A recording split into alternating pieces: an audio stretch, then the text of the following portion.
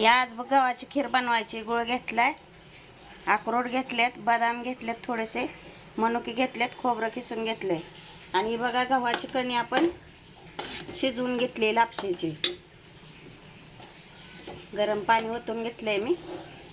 गरम पाणी केलंय. आता आपल्याला सगळं ती टाकायचं याच्यात, गुळ बिळ सगळं ह्याच्यातच टाकायचं.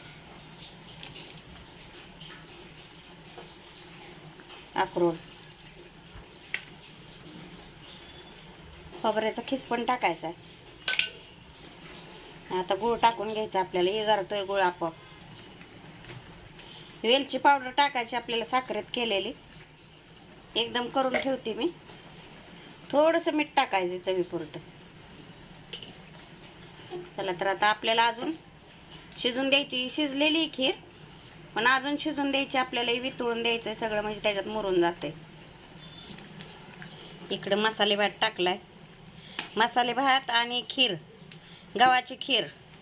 आज गुरुवार स्पेशल स्वामी समर्थांसाठी नैवेद्य. गव्हाची खीर त्यासाठीच बनवली मी, नैवेद्य दाखवायसाठी. आणि मसाले भात बघा मस्तपैकी भात तयार झालेला आहे. आता आपल्याला कोथिंबीर टाकून घेऊ थोडीशी, थोडंसं हलवून घेऊ. साध्या राशनच्या तांदळाचा केलाय मी आज मसाले भात. छान होतो. वाटाणे, टोमाटा, बटाटा, बिर्याणी मसाला सगळं टाकलं याच्यात. कसा झालाय आज? उभा व्हिडिओ झालाय, उभा. तर आता मग आपला मसाले भात तयार आहे. खीर अजून होती, जरा उकळून घ्यायची खीर आपल्याला. जरा मस्तपैकी भात आपला तयार आहे. आता इकडे खीर पण होत आली. हे बघा खीर पण झालेली आता आपली. गव्हाची खीर केली. गव्हाची खीर छान लागते. तुपात भाजून घेतलं होतं अगोदर ती लापशी आणि नंतर शिजवून घेतली होती.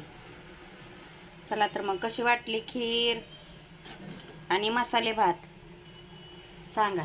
हे बघा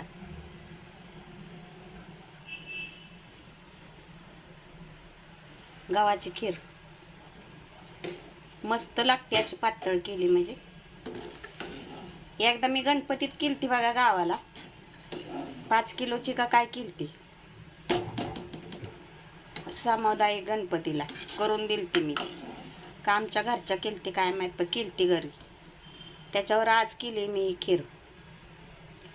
छानच लागणार. त्यात सगळं टाकलंय ना, बदाम, काजू, मनुके, अक्रोड, खोबरं, गूळ, तूप आणि थोडंसं मीठ टाकले.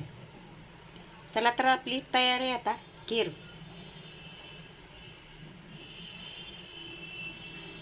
आणि मसाले भात कसा झालाय सांगा.